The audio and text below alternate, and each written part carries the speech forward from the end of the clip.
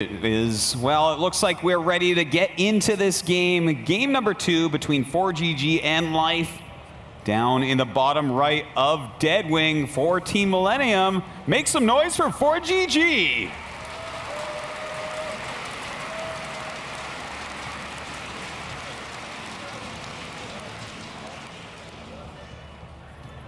And his opponent in the top left, recently winning the World Championships of Starcraft 2. Make some noise for StarTale Life.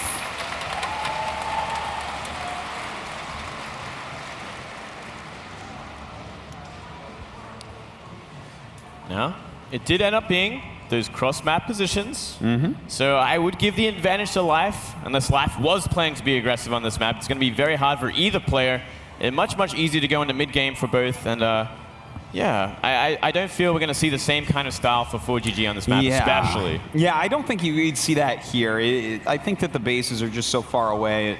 The odds of it working would go down significantly. So probably going to see a different type of strategy. Wouldn't be surprised if we see him get into more than one base this game for sure. Wouldn't it be fun if we saw Mech on this map? It is actually, it's a kind of a great map for Mech because of how easy it is to hold those 4 bases. As you can see in every kind of corner of the map, there is 4 bases kind of close to each other, so it is easy to kind of set up shop there, defend everything from all angles, and from there, you can kind of push out once you have that big Mech ball that you look for in the late game. You're quite right about that, Moonglade. I would love to see Mech on this map. I think it's something that Life could have a very hard time dealing with. But to start out the game, both players taking very fast expansions, a command center first versus a hatchery first, and then right into gas. Okay. I like this a lot. A good choice from ForGG. As you saw in last game, Life was playing pretty defensive. Life wasn't really going to go on the offensive at all. Life kind of knew he had to just absorb whatever ForGG was going to do because ForGG has his own kind of style in this matchup.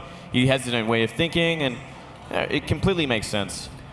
We'll see where he wants to go from this. Obviously going to be going for a fast factory by the speed of that gas. In the meantime, I suppose Life will probably get quick Zergling speed. One of the most important upgrades in the entire game. Especially for Life, because Life always finds a way with his Zerglings every single game. Run-bys are just what he does, and he does it so well. So, yeah, he wants to take map control at around 6 minutes, or at least fight the Hellions early on here. It's always a good idea. I think it's a perfect idea, especially against ForGG, to go for that kind of fast Ling build, because there's, as we saw last game, 2 Hellions tried to sneak by very early on. Yeah, if he hadn't had those 4 Lings in position, the Hellions would have gotten into the main base, maybe killed a few drones, gotten some great scouting done, and given ForGG an edge. So Life is really a player that relies on his Zerglings, and we see already he is getting that Zergling speed, so he should be able to be very active on the map. Once again, we do see that factory play from ForGG. Wants to go into his Hellions, take map control. A good idea on this map, you want to try and stop the creep spread as best as possible because it is a very hard map to spread creep on. It is simply so big. It's going to take so long to get creep to even near the middle of this map. And of course, you want to kind of try and identify what Life's plan is going to be as well. Is it going to be some super aggressive Ling Baneling build like we saw him do against Tasia? Or is he going to go for a third base? He's going to go back into Muters and Ling and Bane and play a more standard mid game. Well, right now, it looks like Life is going to make a little group of Lings, making about 8 Lings right now, and trying to harass just lightly at the expansion of ForGG, just kind of slowing him down, whereas ForGG looks like he's going to be going into Banshee Hellion. Banshee Hellion, yep. I think this is perfectly, I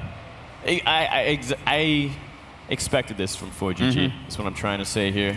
It makes complete sense here. And Zerglings are going to get a little bit of harassment here. He might actually pick up 2 kills. Wow, killing 2 SCVs right off the bat with just 3 Zerglings is actually a fantastic pickup. Now, it's not something that's going to end the game or something like that, but definitely a great move by Life. Yeah, and at the same time, he scouts exactly what ForGG is going for. He's like, okay, we see Hellions on the map. I kind of expected that.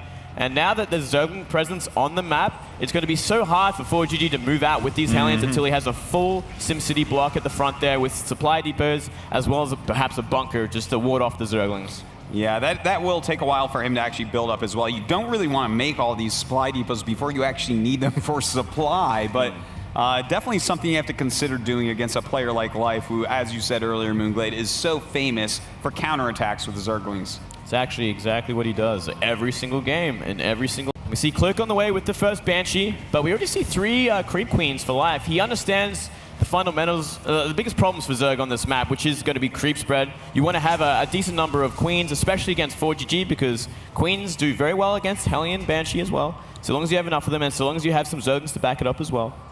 Well, right now we do have the Banshee going across the map. Cloak going to be done by the time he gets over there. A second Banshee on the way as well. Do you think we're going to end up seeing a mechanic composition here?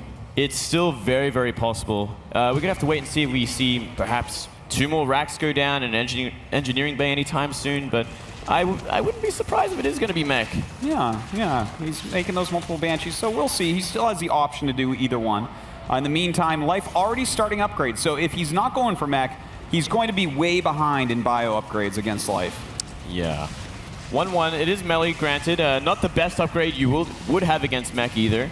So Life would probably want to go into a range upgrade if he knew for sure that it was going to be the mech. And Banshee going down for free, essentially. Just too many Queens there. Yeah. And he ran in a little too close to detection. And looks like it is going to be mech. Oh 2 armories.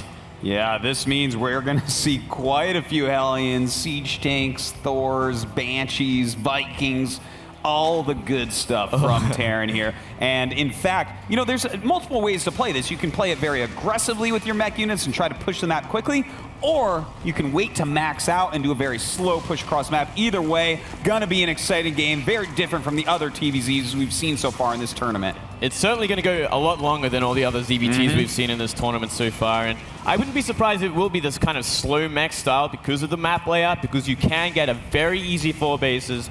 And, I mean, Life, look at the situation Life is in. He hasn't actually discovered it is mech yet. We still see a Baneling Nest going down. That's not going to be useful against mech. We still see that +1 melee upgrade. Can be useful in the late game if you're going into ultras, which I think wouldn't be a surprise. But hold on, we got a massive Hellbat attack. That's right. This is a lot of Hellbats pushing forward, and with only Zergling tech right now, he's going to have a hard time holding on against it. The Queens being microed heavily against these Hellbats. In the meantime, the other ones at the 3rd base going to wipe out quite a few drones and then go up for some support.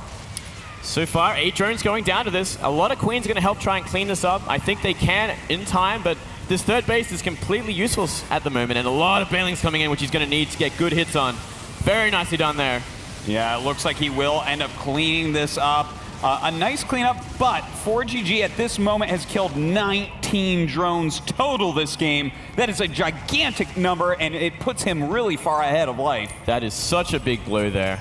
That 3rd base completely useless for a while. And the Banshee survives so they can come back and do more damage. And look at this. We're seeing 2 Spires go down, Artosis. Oh my god, 2 Spires at this time, Moonglade? What does it mean? It means he wants to go for a heavy muter style, I'm guessing. He's going for that +1 range attack as well, so he has the impression, he knows that, okay, it is going to be mech from 4GG. I have to start making the right tech, the right upgrades, but he's taken so much economic damage already. He doesn't have a 4th. He's starting making it now. And 4GG already has a 3rd base. Yeah, that 3rd base up and mining is really helping him out. He's going to stay on top of his upgrades. He's going to stay on top of his macro as well, getting a ton of units out here.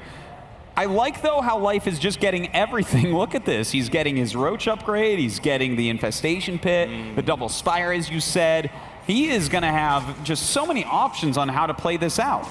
Well, once you know that it is going to be mech, you do have that time to kind of sit back and be like, okay, I have to be greedy now. I have to have so much, I have to build so many drones. I have to get so many bases up because mech can't do much for a while. Granted, these Banshees are doing a lot of work, but it is a big investment from 4GG. If they get defended against, if they get wiped out, then 4GG has lost the map for a while. He's in a very awkward position here.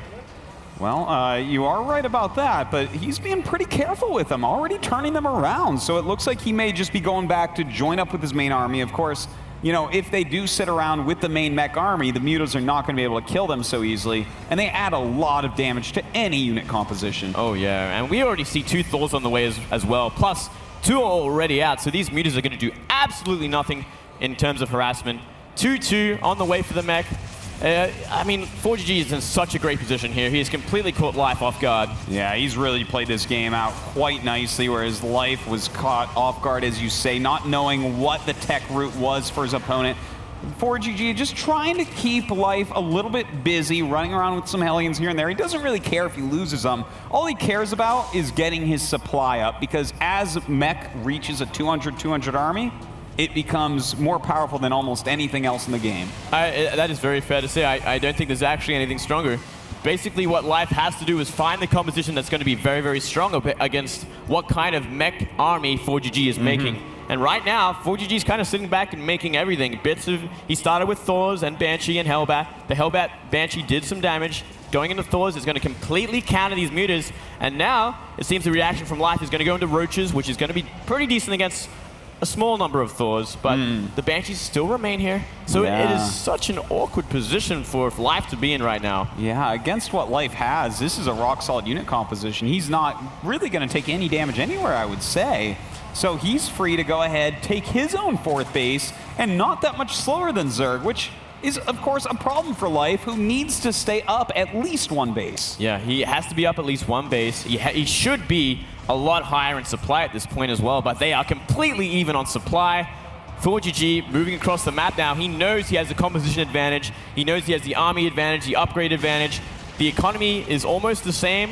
Things are just looking so good for ForGG. It really is, but right now, Life is making some counter units. He's getting quite a few infestors with fungal growth, getting more and more roaches as well. If he gets some great fungal growths off on this army, holds it still, does that splash damage, maybe his roaches can clean it up. Maybe, but it's going to take a lot of fungals. Mech have a lot of HP, and I mean, there's going to be a lot of tanks as well doing a lot of damage, but here we go, a huge flank from every side here. Look at this, Life all over the place, spreading his roaches out, some great fungals going down on these Hellbats, making them almost useless, but the Banshees come in and force these roaches back. ForGG's push looking way too strong. There are so many Banshees in this army, which is going to make pretty much everything redundant here. Sure, he can fungal them, but there isn't enough fungals to kill them all. No, he's spreading them out. In fact, now some infested Terrans do go down, but that is his last line of defense. Where are Life's units? They're rolling out of the hatcheries and dying and saying it's GG! Wow! ForGG ties up the series 1-1. What a great game there from ForGG. Playing to his strengths here, playing to the map strengths, going for that mech timing. I love it. It's exactly what he needs to do against Life here. I am just so happy right now that he is taking game number 2. This is a real series now, Moonglade. Sure, his cheese failed in that first game, but he's coming back strong. He's coming back with a unit composition that Life is maybe not quite as strong against. I think you might be right, Artosis. He has busted this series wide open here.